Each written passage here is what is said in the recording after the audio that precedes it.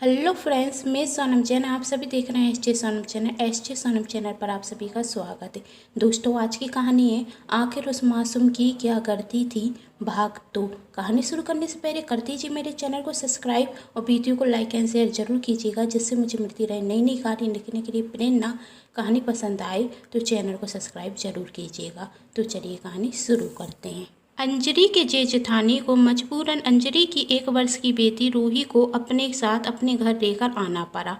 अंजलि की जेठानी सीमा रूही को नापसंद करती थी। एक दिन जब मासूम रूही रो रही थी, तब सीमा उस पर जोर से चिल्लाती और कहती, चुप हो जाओ वरना एक और थप्पड़ लगाऊंगी। तभी घर की नौकरानी आकर रूही को अपनी गोद में लेती है और कहती है, मैम साहब, अभी मैं चुप करा देती हूँ। सीमा जल्दी से चुप करा इसे, इसके कारण सुनील अपना काम भी नहीं कर पा रहे हैं। सुनील चिल्लाकर अपनी पत्नी सीमा को बुलाता है और कहता है, क्या कर रही हो? एक बच्ची को भी चुप नहीं करा सकती? सीमा, तुम तो मुझ पर चिल्लाना ही मत। जो हो रहा है तुम्हारी वजह से ही तो हो रहा है। अच्छे खासे रूही के नाना रूही को लेकर जा रहे थे, लेकिन तुम्हें ही तो सबके सामने अच्छे बनने का शौक हो रहा था। क्या कह रहे थे रूही के नाना से? मुझे रूही को अपने साथ अपने घर पर लेकर जाने दीजिए। आखिर यह मेरे भाई की आखिरी निशानी जो है। क्या ज़रूरत थी तुम्हें उस वक्त यह कहने की कि हम रूही का ख्याल रख लेंगे? सुनील तो क्या करता, यदि रूही के नाना उसे साथ ले जाते तो रूही बड़ी होने के बाद वह हमसे हिस्सा मांगती। आखिर रूही इस घर की बेटी जो है, तो उसका इस घर में हिस्सा तो बनता ही है ना। सीमा, कौन सा हिस्सा? अंजलि और मुकेश अपने साथ अपना हिस्सा भी लेकर गए थे, फिर इस लड़की का इस घर में कौन सा हिस्सा बाकी रह गया? सुनील, तुम्हें पता तो है कि पिताजी ने मेरे और मुकेश के नाम अलग अलग जगह खरीदी थी। मुकेश सिर्फ इस घर की जो कीमत है उसके ही आधे पैसे लेकर गया था और कुछ नहीं। अभी भी मुकेश के नाम 2-3 जगह हैं जो पिताजी ने उसके नाम खरीदी थी, जिसके बारे में मुकेश को भी पता नहीं था।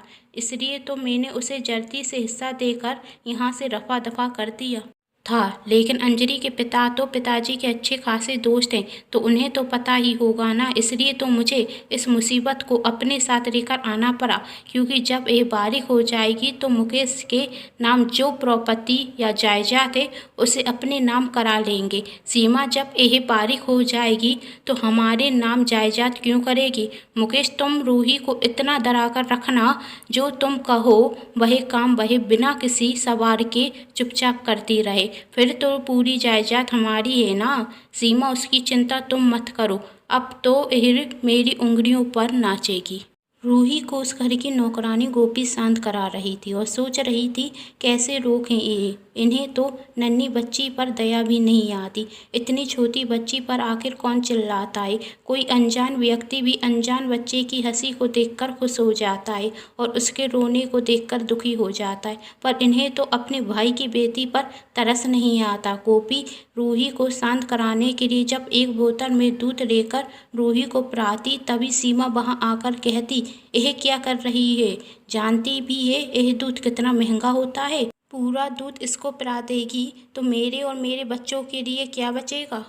गोपी, मैम साहब, रूही भूखी है इसलिए तो रो रही है। उसे शांत कराने के लिए दूध तो पिलाना ही होगा ना। सीमा, तो पूरी बोतल भरने की क्या ज़रूरत थी? आधी बोतल दूध काफ़ी है इसके लिए, और मैं तुझे इसे खिलाने के पैसे नहीं देती। अभी इन्हें काम पर जाना है। तूने नाश्ता तैयार किया या नहीं? गोपी, मैम साहब, अभी कर देती हूँ। गोपी रूही को शांत कराकर उसे सुला देती और घर के कामों में लग जाती। कभी कभी तो गोपी का मन होता कि वह सीमा और सुनील से कहते कि यदि आप रूही की देखभाल नहीं कर सकते तो मैं उसे अपने घर ले जाकर पाल लूँगी, लेकिन वह बेचारी क्या करती? वह तो खुद अपने दारूखोरा पति से परेशान थी। जैसे तैसे अपने पति से पैसे बचाकर अपने एक बेटा एक बेटी को पाल रही थी। अब वह रूही का भी खर्च कैसे उठा सकती थी? कभी कभी रूही के नाना उससे मिलने आते तो सीमा ऐसा दिखावा करती कि वह रूही पर अपनी जान छिड़कती हो।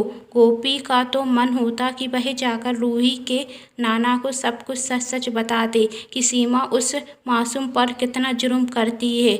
आप रूही को अपने साथ अपने घर पर ले जाइए। लेकिन वह क्या करती? यदि वह उन्हें सब कुछ सच सच बता देती तो उसे नौकरी से हाथ धोना पड़ता। समय निकलता गया। रूही अब बड़ी हो गई। उसके नाना के कहने पर सीमा और सुनील रूही का एडमिशन एक स्कूल में करा देते। जब रूही कक्षा 5 में पढ़ती थी तो उसके नाना का देहांत हो गया। अब कोई भी देखने वाला नहीं था कि कौन रूही के साथ कैसा व्यवहार कर रहा है। एक दिन रूही की टीचर सीमा को स्कूल बुलाकर कहती, आपकी भतीजी तो पढ़ने में बहुत होशियार है, लेकिन आपके दोनों बच्चे पढ़ाई में बिल्कुल भी अच्छे नहीं हैं। रूही ने बताया कि वह उससे ज़बरदस्ती होमवर्क भी कराते हैं। यदि ऐसा चलता रहा तो आपके बच्चे फेल हो जाएंगे। आप अपने बच्चों की पढ़ाई पर ध्यान दीजिए। रूही तो हर साल क्लास में प्रथम आती है और आपके बच्चे जैसे तैसे पास होते हैं।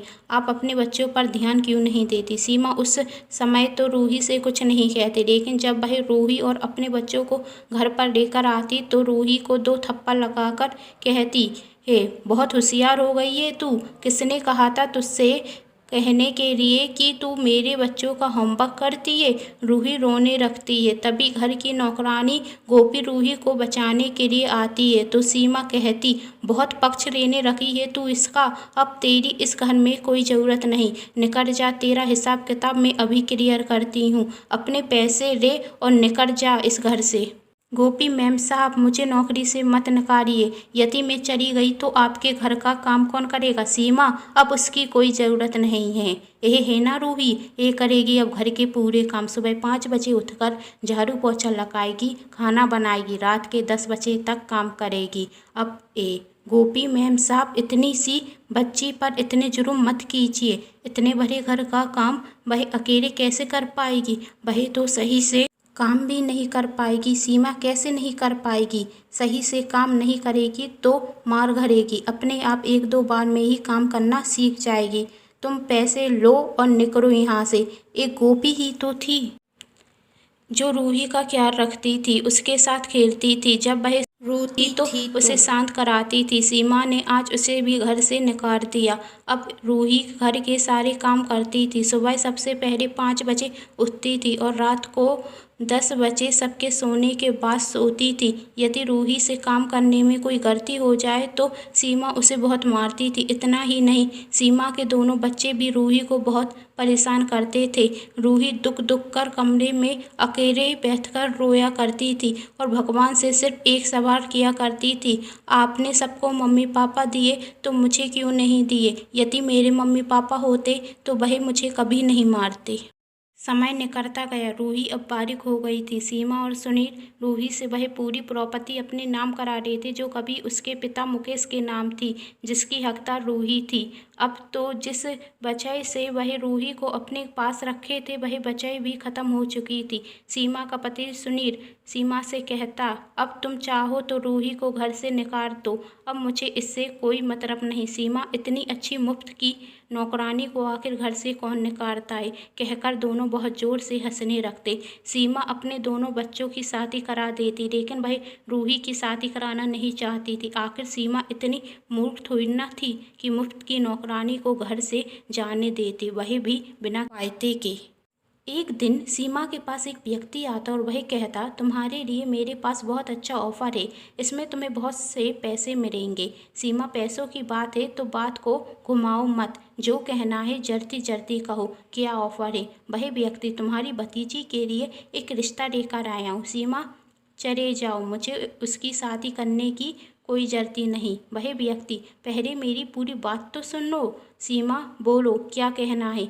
एक लड़का रोहित है जो तुम्हारी भतीजी रूही से 10 साल बड़ा होगा, लेकिन लड़के वाले एक अच्छी लड़की चाहते हैं जो रोहित की 2 बेटियों का ख्याल रख सके। लड़का बहुत पैसे वाला, तुम जब चाहो तब उनसे किसी न किसी बहाने पैसे मांग सकती हो। बस लड़का रोहित शादीशुदा है, उसकी 2 बेटियां और पहली पत्नी के देहांत के बाद गम में डूबा रहता है। इसलिए लड़के की माँ चाहती हैं कि उनकी नातिनों को संभालने के लिए एक ऐसी लड़की मिल जाए जो उनका ख्याल माँ की तरह रखे। और जब उन्हें रूही के बारे में पता चला तो वह रूही को अपने घर की बहू बनाना चाहती हैं। सीमा, ऐसी बात है तो मुझे क्या करना? लड़का चाहे जैसा हो, मुझे तो सिर्फ पैसों से मतलब है, और इतने पैसे वाले घर के व्यक्ति से पैसे कैसे लेना है वह तो मैं बहुत अच्छे से जानती हूँ। तुम कल ही लड़के की माँ को बुला लो, मैं उनसे रूही का रिश्ता पक्का करा लूँगी। अब क्या होने वाला था रूही के साथ? जिसे कभी बचपन में प्यार नहीं मिला, क्या उसे शादी के बाद अपनी ससुराल में सम्मान मिलेगा? क्या वह रोहित की पत्नी बन पाएगी या वहाँ पर भी उसे सिर्फ जुर्म ही सहने पड़ेंगे? जानने के लिए कहानी का अगला भाग जरूर देखें, जिसके लिए कर लीजिए मेरे चैनल को सब्सक्राइब, क्योंकि जब भी मैं लेकर आऊँ कहानी का अगला भाग तो आप सभी को पता चल सके। कहानी पसंद आने पर चैनल को सब्सक्राइब, वीडियो को लाइक एंड शेयर करना बिल्कुल नहीं भूलिएगा। Thanks for watching.